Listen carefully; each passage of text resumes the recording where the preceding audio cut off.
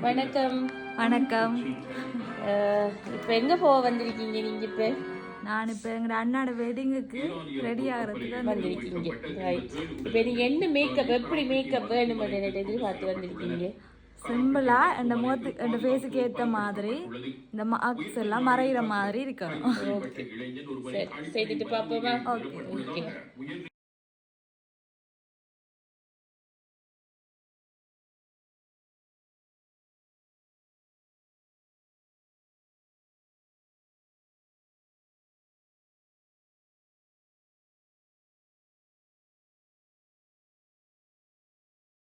எப்படி ஃபீல் பண்றீங்க?